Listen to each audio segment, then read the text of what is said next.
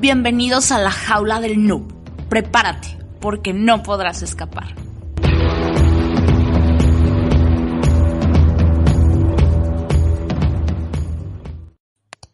Hola, ¿qué tal? Bienvenidos a la jaula del noob, edición entrevistas. Esta vez está conmigo Alejandro Colorado, que bien, yo lo conozco desde la parte de conferencista, en el que nos tocaba estar en distintos lugares de la República Mexicana. También tiene experiencia en algunos otros países.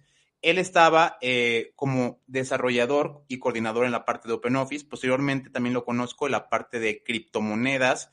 Es una persona que les puede recomendar incluso portafolio de inversión de las mismas y pues no caer también en ese tipo de criptoestafas y todo esto. Entonces, están aquí también mis compañeros de la jaula que harán la presentación formal. ¿Qué tal? Muy buenas noches. Desde la Rama. Muy bien, pues Alejandro es miembro experimentado de la comunidad con muy buena experiencia en el código base de OpenOffice. Y además pues, cuenta con el liderazgo en la gestión de grupos de código abierto. Ha participado en tareas relacionadas con la promoción, la consultoría y la capacitación en software libre y de código abierto. También trabajó para multinacionales en administración de sistemas Linux y de negocios. Cuenta con una trayectoria profesional desarrollada en la rama de TI, en Estados Unidos, Europa del Este, Oeste y también en América Latina. Pues mucho gusto de tenerte aquí, Alejandro. Espero que estés muy bien. Bienvenido. Gracias por tenerme aquí, un placer estar con ustedes. Buenas noches, bienvenido. Gracias. Y bien, Alejandro, me gustaría que nos comentaras ¿cuándo empezaste con esto de la informática en tu vida y cuándo te acercaste por primera vez a lo que venía siendo, pues tocar así una computadora, decir, esto me interesa, ya lejos de que ahora eres un experto en otras áreas como blockchain y criptos, pues ¿cómo empezaste ahora sí que a tocar la informática?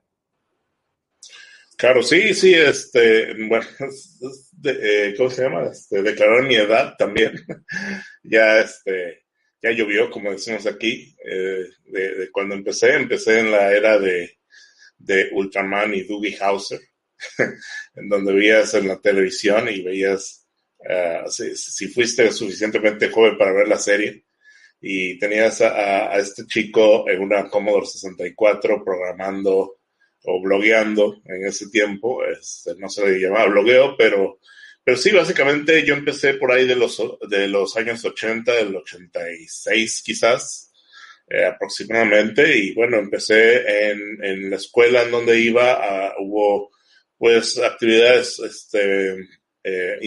intramuros, y una de esas actividades era pues un colegio de informática, en donde te enseñaban, la idea es que te enseñaran robótica, empezando con las bases en lo que sería la computación, ¿no? Todo esto, después me fui a enterar que era un programa de Seymour Papert.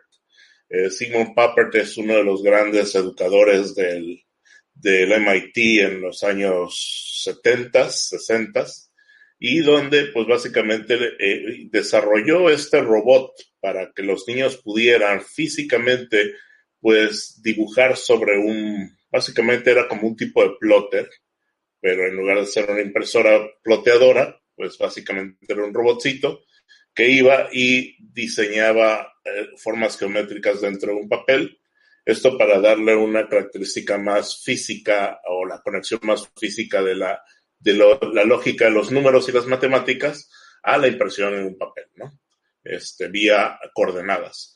Y bueno, uno de los logros también de Seymour Papert y otros científicos del MIT en ese tiempo era el famoso software Logo, el de la tortuguita, y creo que había uno que se llamaba Karel el robot. Entonces, pues básicamente esos fueron mis inicios de la informática, cuando, como muchos decían, cuando todavía era muy divertida. Y básicamente cualquier persona que tuviera el acceso y los medios, pues básicamente podía desarrollar este pensamiento lógico y este pensamiento abstracto y transformarlo en algo físico, como podía ser un diseño, un dibujo, etcétera, etcétera, vía la lógica de lo que serían las matemáticas, pero no las matemáticas tradicionales de la tabla de computación, sino una matemática más de alguna manera imaginativa, ¿no? Y bueno, este sentimiento fue el que pues desarrolló este programa educativo en mí, y bueno, pues yo realmente a esa edad no tenía tanta perspectiva sobre todo lo que estaba haciendo, simplemente me emocionaba de estar en la computadora y poder programar en BASIC y poder hacer que el cursor se moviera de lugar o se cambiara de color, etcétera, etcétera, etcétera, ¿no? Entonces, pues esos fueron mis primeros pasos en la informática. Tendría aproximadamente unos 8 años, quizás, entonces eso sería los primeros pasos. Ya más adelante me fui desvirtuando un poco más con los videojuegos, me separé del mundo de la informática y no regresé hasta después aunque tenía acceso a una computadora, llegó la internet, pues básicamente me interesó pues los modem, la interconexión por fax, por la computadora, para poder jugar por computadora con un vecino vía la línea de fax, empezar a aprender los códigos de telecomunicaciones para poder controlar el modem, acceder a lo que serían algunas funcionalidades del modem que tenían un robotics y tenía buzón de voz y podías acceder mediante una clave de otro número telefónico. Y pues esas cosas básicamente fueron como que mis juguetes geeks. Al mismo tiempo yo era muy apasionado de otras cosas como el básquetbol y pues tenía igual mi hoja de cálculo con todas las estadísticas de los jugadores y todo eso, el vaciado de récords de ganados, perdidos y todo esto. Entonces yo creo que eso fueron las bases informáticas de mi vida en ese espacio.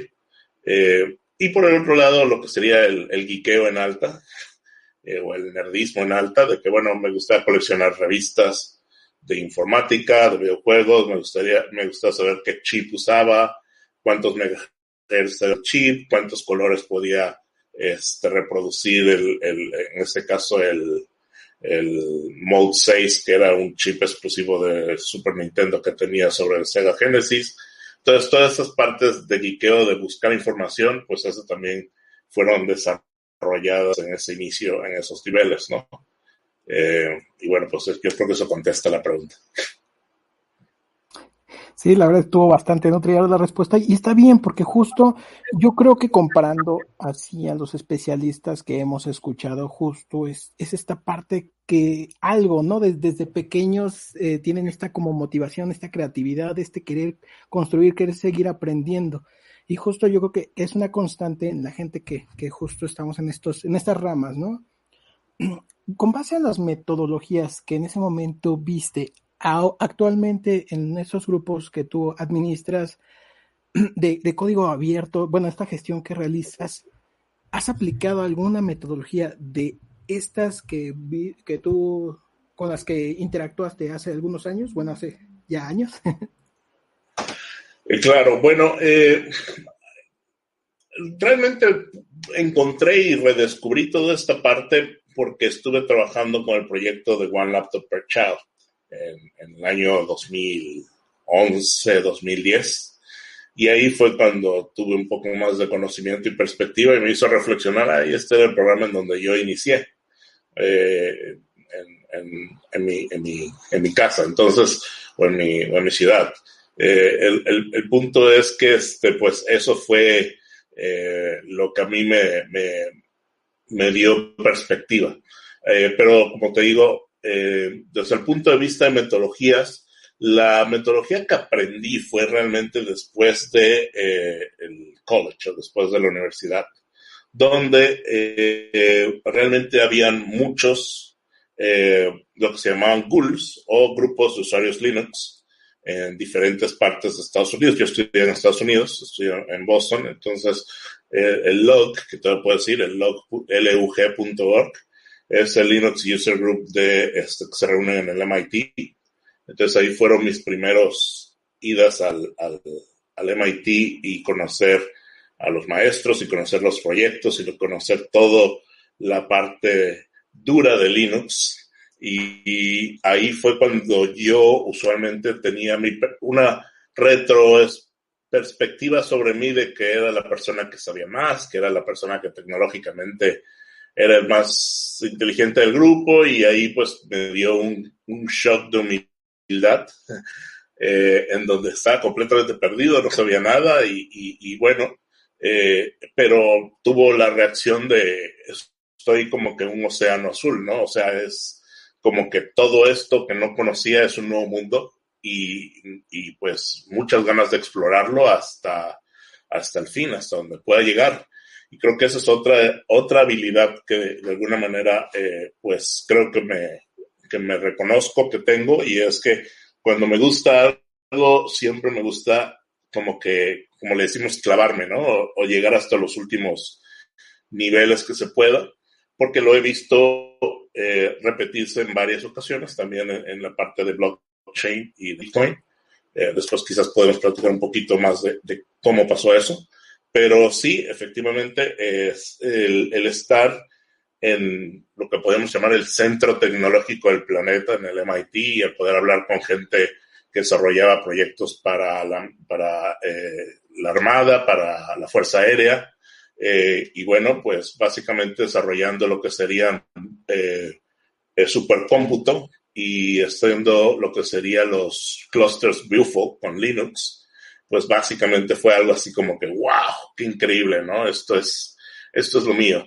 Después, pocos meses después, pasé de lo que era Boston a Nueva York, y ahí como que fue otro océano azul, en donde en lugar de haber un grupo de Linux, habían como 25 grupos de Linux, donde habían los grupos de Linux en IBM, en el edificio corporativo de IBM, pero también había un grupo de Linux ¿cómo se llama? En lo que sería The New Yorker, que enfrente del Madison Square Garden, que era básicamente como que más comunitario, más grassroots, como se le llama.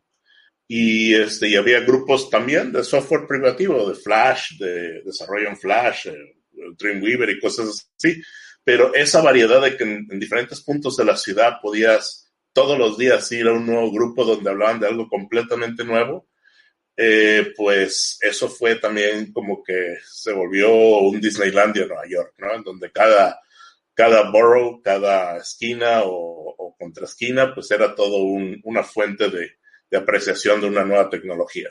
Lo mismo me pasó en Boston. En Boston, un shock que tuve es que estaba viendo la tele y estaban hablando de, creo que, un desarrollo tecnológico en MIT, y digo, MIT está en estaciones del metro, ¿no? Y cuando estaba usando Linux, porque en ese momento fue cuando yo instalé Linux por primera vez en mi computadora y estaba leyendo toda la documentación, la licencia, abajo de la licencia viene la dirección de las oficinas de GNU, y están en el downtown.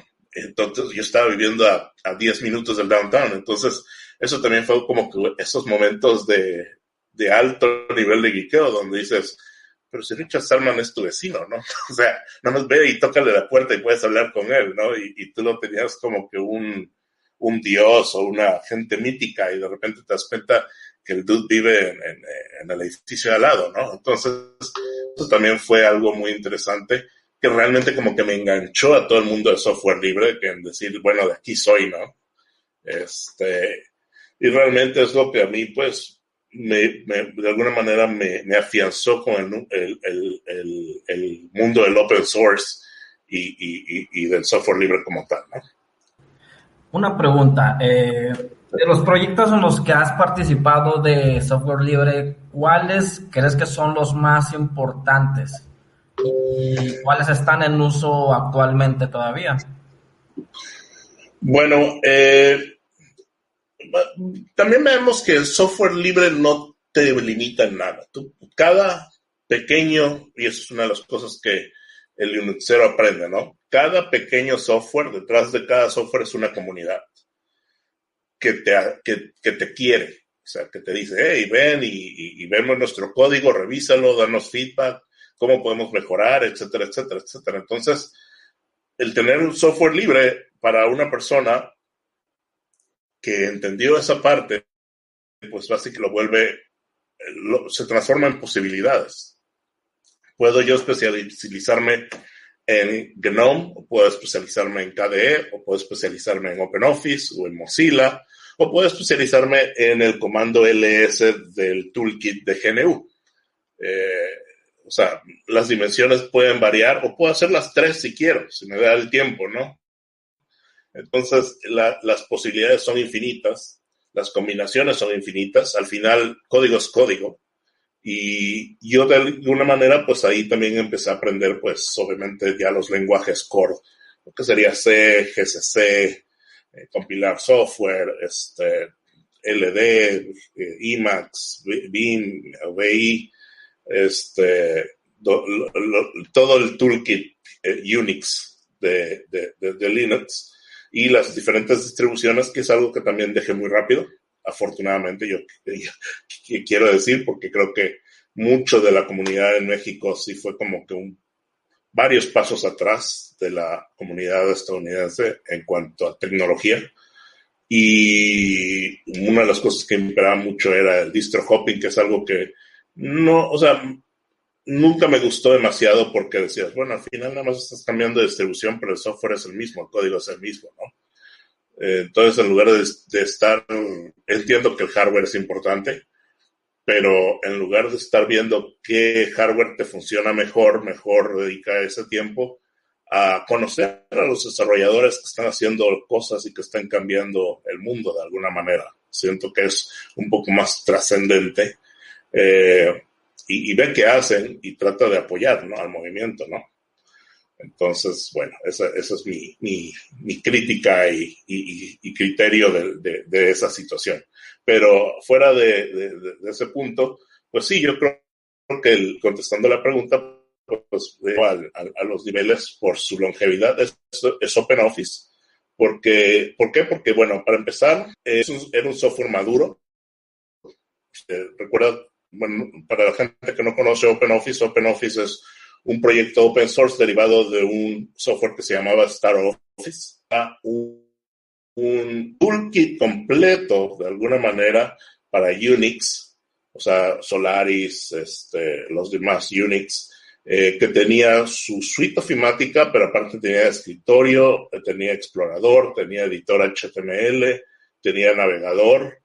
Era como que, pues, todo un desktop realmente hecho aplicación, ¿no? Entonces, al pasarse a ser open source, pues sí, le quitaron el cliente de correo, le quitaron el navegador, le quitaron varias cosas, pero pues preservaron corazón productivo, ¿no?, de la suite, que era el procesador de texto, hoja de cálculo y todo eso. Pero aparte te dan un toolkit y aparte te daban, pues, diferentes tecnologías que tú podías reutilizar para crear tu propio software. Así como lo hizo GNOME en su tiempo y KDE, ¿no? O Plasma ahora, ¿no? Pero de alguna manera te daban todo eso ya integrado, y si tú aprendías, que era un lenguaje muy, muy verboso, similar a Java, pero en C++, pero por el otro lado era una tecnología que tenía el potencial de crecer mucho.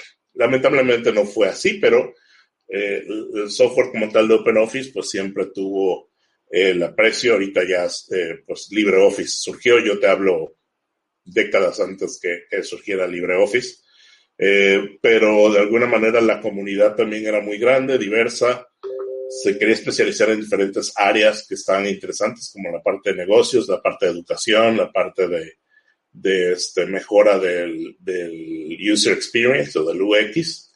Entonces sí habían varias capas en donde era como una empresa, o sea, una empresa de varios edificios, clásica empresa que tú te imaginas con varios equipos trabajando en varias áreas del mismo software. Exactamente así era, pero virtual. Y eso también te llevaba a lo que era la cibercultura o trascender de tu espacio físico. Sí era interesante que yo vivía en Boston y que me sentía conectado, y en Nueva York también era un hub tecnológico de alguna manera. Pero lo interesante es que el mundo virtual creció mucho más dentro de mi vida, y ese crecimiento no tenía nada que ver por dónde vivía. Entonces, cualquier persona podía tener acceso a todo este mundo, y eso es lo que a mí me daba ganas de transmitirlo a otras personas que de alguna manera tenían cierto incentivo de participar, porque como te decía, todas esas comunidades pues quieren crecer, ¿no? Y ahora hablando en el tema ya de las criptos, me quiero meter a ese punto. Pues me gustaría que nos dieras en primera tu opinión y porque, bueno, algunas personas pensarían que esto sería como jugar un poco a las apuestas, el hecho de voy a comprar Bitcoin, voy a comprar Ethereum, voy a comprar Dash, o sea, realmente sí pueden ser instrumentos de inversión. ¿Y cómo se maneja esto? Porque yo sé que tú conoces de algunos que son rentables e incluso legales, no que te van a llevar a un fraude, sino que puedes tener una tasa de rendimiento. ¿Cómo podrías identificar esto? O sea, ya hablando de no explicar quizá qué es el Bitcoin, ni explicar la terminología del blockchain, pero si se tratara de jugarle a esto, ¿cómo se juega? Es como si fuera Forex, hay que saber cuáles son las noticias, ¿tengo que ser inversionista o tengo que ser un early adopter para meterme a la minería y haber minado mis primeros Bitcoins ya hace años? ¿Cómo funciona esta parte de pues poseer criptomonedas o moverlas o incluso pues utilizarlas para tu comercio del día a día? Bueno, si quiero amarrarlo un poco a lo de software libre, pues tenemos en el software libre la parte técnica, que es código, la parte filosófica, que es la idea del software libre, y la parte de alguna manera idealista, pero práctica, o sea, del software libre y su trascendencia en la sociedad. Criptos y blockchain, algo similar. Básicamente está la parte técnica, en donde hablamos de protocolos, de blockchain, sidechain, bridges y cosas que de alguna manera ayudan técnicamente a todo este registro y de algoritmos, de alguna manera, otra parte importante de este ecosistema. Luego está la parte filosófica, que es básicamente que quizás es más trascendental para la gente común, que es el pensamiento libertario, que es el pensamiento en donde básicamente tú puedes ver cómo el dinero lo separas del Estado y las repercusiones que eso puede tener. Por ejemplo, la parte de donde dices, bueno, ¿no? La mayoría de la historia del mundo es financiada por impuestos, ¿no? Entonces, ¿qué pasa cuando le quitan los impuestos a los estados? Pues no tienen dinero para hacer guerra. Entonces, ¿por qué no lo hacemos? Y ahí básicamente viene toda esta disrupción de lo que sería la sociedad como la conocemos y pues empezar a practicar un poco más el sentido de autorresponsabilizarse de las cosas, ¿no? O sea, déjanos a nosotros resolver los problemas, adiós al estado de bienestar, adiós al estatismo, adiós al gran gobierno o gobiernos grandes con miles de ministerios y cientos de burócratas. Y de alguna manera, siempre hasta cierto punto la gente geek ha tenido esa afinación a decir, ¿sabes qué? Yo me voy a conseguir mi trabajo, yo voy a conseguir, o sea, no me interesa ser doctor, no me interesa ser abogado, X, Y, Z. Yo puedo con mi computadorcita, así como me ves, puedo hacer mucho más dinero que tú sin necesidad de estar, ¿cómo se llama? Pidiendo permiso sobre ¿cómo se llama? Un diploma, un título, etcétera, etcétera, ¿no? Esto lo vimos en el ¿cómo se llama? La película de Facebook, ¿no? De Social Network, ¿no? Cuando le dice de que, bueno, yo no necesito su diploma para yo crear mi empresa y ser exitoso, ¿no? De alguna manera, ese tipo de autocontrol, o control básicamente, es lo que sentir una vez que empiezas a descubrir el potencial financiero de Bitcoin y de otros criptos dentro de tu sociedad. Y bueno, esa es la parte filosófica y luego está la parte de alguna manera futurista, ¿no? O sea, lo que sería DeFi, lo que sería NFTs, lo que sería la parte de cómo desarrollamos de criptomonedas, hacer juegos en criptomonedas, ¿cómo se llama? Fondos de inversión, fondos de inversiones de alto impacto, por ejemplo, las DAOs, lo que son las organizaciones autónomas descentralizadas, que básicamente son, o dApps también, que son aplicaciones descentralizadas, que básicamente no dependen de una página y un dominio web, sino que viven en el blockchain. Entonces son imposibles de hacer censorship en estas, ¿no? Y también, pues por varias cosas políticas, pues tuvo más relevancia ahora que las redes sociales, pues parecen estar muy manipuladas y censuradas, ¿no? Inclusive a niveles de ley, en donde ya pasan leyes, en donde los políticos pueden bloquearte, demandarte, etcétera, etcétera, etcétera, ¿no? Entonces sí es un punto interesante sobre lo que es, o una reacción a lo que está pasando en el mundo moderno, ¿no? Ahora, me decías de lo de consejos. Pues depende mucho. Ya blockchain y el ecosistema tiene más de 10 años de haberse creado. Entonces, la evolución es muy diferente y también las repercusiones son diferentes dependiendo en dónde te encuentres. No es lo mismo ser un bitcoinero en México que ser un bitcoinero en Venezuela o en Argentina, etcétera, etcétera. Entonces, sí o en Estados Unidos. Entonces, sí cambia mucho dependiendo de tu zona geográfica. También la escena Ponzi cambia mucho. Al ser dinero, pues obviamente siempre pues va a haber scammers y va a haber gente que va a querer tomar tu dinero. La forma de que tú puedes protegerte es básicamente haciendo tu propia investigación, do your own research, o DYOR, que sería como un RTFM, o RTF manual, para que tú sepas en dónde te estás metiendo. No simplemente vayas con ¿cómo se llama? Con las masas o con la idea de culto, de decir, sí, esto va a cambiar tu vida y deme su dinero, ¿no? Y en Cancún, yo vivo en Cancún, hubo varias de estas pirámides y fuimos a unas nada más para enterarnos cómo atraen a la gente y es increíble el nivel de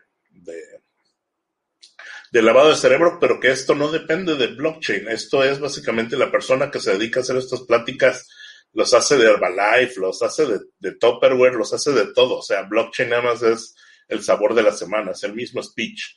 No tiene que ver con Bitcoin, simplemente Bitcoin es lo que iba a ser la razón por la cual iba a recibir dinero. Pero igual Herbalife, igual vitaminas, igual pudo haber sido cualquier cosa, la estructura del Ponzi es la misma. Entonces no veas las cosas como que Bitcoin creó las Ponzis o las atrajo, simplemente las pirámides estaban ahí desde siempre y ahora agarraron Bitcoin, ¿no? Entonces eso te puedo decir.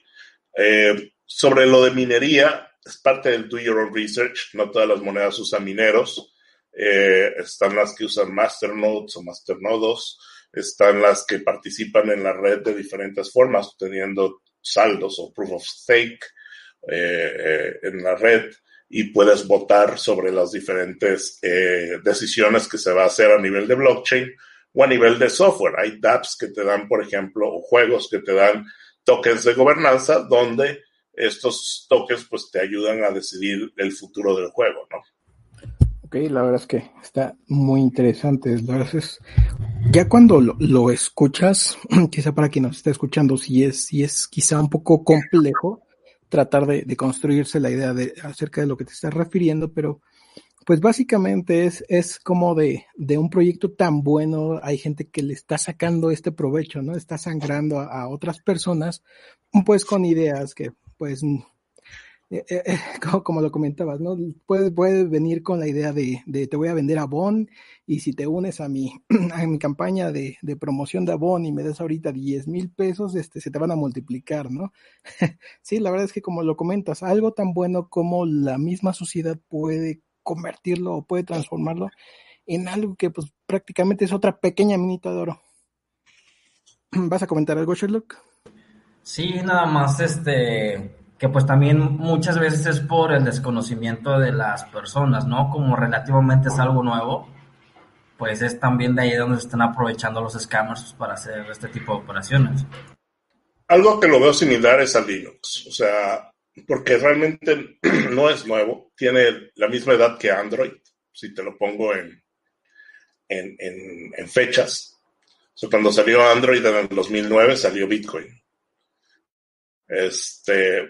Pero el punto es que a diferencia de Android, que es una tecnología push, donde Google se empujó Android en la garganta de todo el mundo, Bitcoin es una tecnología pull, que lo podemos comparar con Linux y Microsoft, o Linux y Apple. Apple empujaba su producto en todos los niveles, mientras que Linux ahí está, y si lo quieres lo usas, y si no quieres, pues también. Entonces, eso hizo que la mayoría de la gente nunca se enterara de Linux, aunque Linux ahí estuvo desde siempre, desde los 90s. Lo mismo pasó con Bitcoin, ¿no? Porque es una tecnología open source que es básicamente donde tú sí es opt-in, ¿no? Tú si quieres participas, mientras que el otro es al revés, ¿no? Yo te lo voy a poner enfrente en todas las landmarks de tu ciudad, en todos los centros comerciales de tu ciudad, en la televisión, en la radio, tus amigos te van a hablar de él, y es difícil, ¿cómo se llama? No participar, ¿no? En el producto de la empresa, ¿no? Entonces, eso yo creo que es el similar, como yo lo veo. Y bien, bueno, ahorita acaba de bajar un poquito Bitcoin. Yo de hecho tengo muy pocas criptos porque soy un poco escéptico así de, es que te voy a pagar con Tether. Si es algún cliente, pues le acepto cualquier tipo de método de pago de criptos, ya me da igual el cual me paguen mientras se pueda recibir en una wallet convencional. Pero pues sí, o sea, hay muchas personas que su plataforma de inversión es principalmente Bitcoin y pues baja. ¿Y qué es lo que pasa? Ya corremos todos a vender, ya tiramos todo por la ventana. Pues quiero que expliques un poquito esto. Yo sé como tal que pues depende un poquito de la escasez, entonces paulatinamente baja, pero no vas a perder todo porque es una moneda que ha tendido siempre a la recuperación. ¿Cómo ves tú este tipo de bajones? O sea, ¿qué deberían de hacer las personas o qué hace ya alguien experto que pues tiene moneda para no hacer una tontería? Pues básicamente aprende de capitalismo. Eso yo creo que es la mejor manera. Cuando aprendas de capitales y cómo se maneja el capital, cómo se maneja el crédito, cómo se manejan estas cosas, tú vas a tener un criterio financiero más sofisticado. Y sobre ese criterio financiero sofisticado vas a poder manejar los activos como cualquier otro, ¿no? No importa que sea petróleo, que sean cacao, que sea oro, que sea tungsteno, que sean shares de Tesla, que sean criptos, etcétera, etcétera. Al final, todo sube y todo baja. Lo interesante es el crédito. Lo interesante es, por ejemplo, si tu vida es estable, por ejemplo, tú comes 3 veces al día y planeas mañana comer 3 veces al día y pasado 3 veces al día. Entonces, es difícil de alguna manera que al día siguiente comas 10 veces al día, ¿no? Entonces, cuando tú tienes tus gastos completamente bien controlados y completamente bien contabilizados, tú puedes predecir realmente tu estilo de vida a los próximos 2, 3, 4, 5 años. Y sobre esa presunción, pues tú puedes empezar a programar tus inversiones, tu capital, tus ingresos, tu diversificación y los tiempos, sobre todo, ¿no? Tus deudas también, porque hay muchas deudas buenas y hay mucha gente que ha hecho mucho dinero con la deuda, pero como te digo, si la sabe implementar. Entonces, cuando tú por ejemplo, se le llama un hedge, ¿no? Cuando tú te apalancas tu crédito de tu tarjeta de crédito con criptos, ¿por qué? Porque les pones un tipo de stake a tu cuenta bancaria, entonces el banco a los 3 meses te dice, hey, mira, te ofrezco esta línea de crédito. Entonces tú puedes predecir, bueno, esta línea de crédito me va a durar 6 meses, entonces yo puedo simplemente vivir de deuda, ¿no? Entonces pago mis 3 comidas y mi renta con esta de tarjeta de crédito y más o menos al tercer, cuarto mes yo ya regané o regresé esas ganancias de mis activos, ¿no? Entonces tú ya empiezas a hacer tus estrategias, tu planificación financiera, etcétera, etcétera, etcétera. Pero al final todo eso es finanzas. O sea, todo eso es aprender de capitalismo. ¿Qué assets o qué activos son los que se revalúan y qué activos son los que se devalúan? El peso se le llama moneda fiat. ¿Por qué? Porque es un activo que es inflacionario, o sea que cada vez vale menos, ¿no?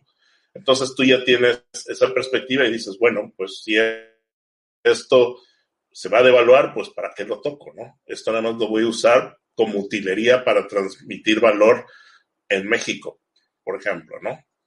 Y también el mundo cripto es un mundo global. Entonces es muy fácil tú tener inversiones en todo el mundo o en el mundo virtual sin que haya algún problema. Entonces eso también puedes invertir en yenes, en dólares, etcétera, ¿no? Las divisas también perdieron de alguna manera su relevancia desde el punto de vista financiero. ¿Y tienes tú alguna criptomoneda favorita o para ti todas son iguales? No, al contrario, es de diferentes formas, maneras, sabores. El punto es el tiempo. Puedes investigar todas. Entonces, por ejemplo, aquí yo uso Brave, que es un navegador que tiene su cripto llamada BAT. He usado Brave, pero trae no activo el wallet. Entonces, ¿por qué? Porque no he tenido el tiempo de activarlo, mientras que otras personas sí están muy metidas en Brave.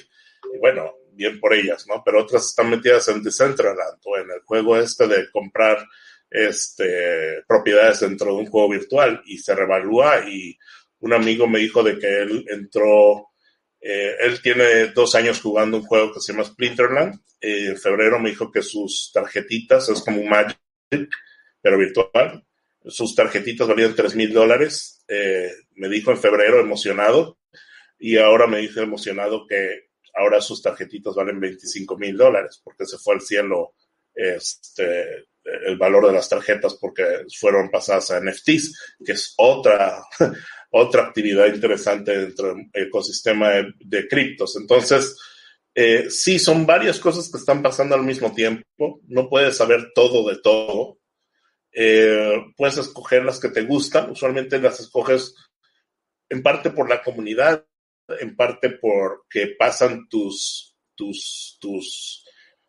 lineamientos, ¿no? O sea, ya sea éticos, técnicos o simplemente de predicción. Yo creo que esta moneda va a llegar lejos, entonces pues me pongo a investigar y me pongo a participar en esta comunidad para que pues pueda ganar mucho de este tipo de token, y cuando esto se vaya al cielo, pues obviamente yo saque mucho provecho, ¿no? De todo esto, ¿no?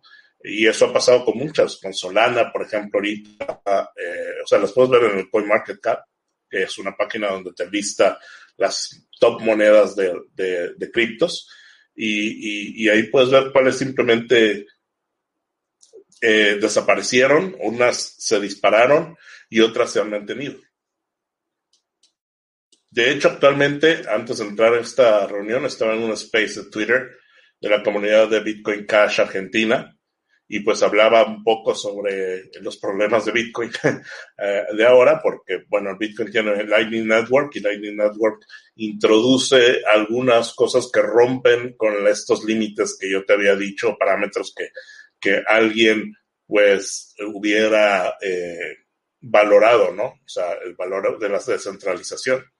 Entonces, pues bueno, eso es yo creo que decisión de cada uno. Investiguen y comenten. Cada moneda tiene su Discord, su Telegram, entonces pueden hablar con quien quieran. Hay versión en español, versión en inglés, entre más grande obviamente mejor, versión nacional, que es en México, o sea, BCH México, BCH Argentina, BCH Venezuela, etcétera, etcétera, ¿no? Muchísimas gracias, Alejandro. Creo que, o sea, para toda la gente que nos está escuchando, pues ya les diste pues, un consejo, ya también ahí dónde seguir, qué canales estar al pendiente para poder entrar más que todo en este mundo, porque sí hay mucho, pues, desconocimiento y pues por lo mismo un miedo, ¿no?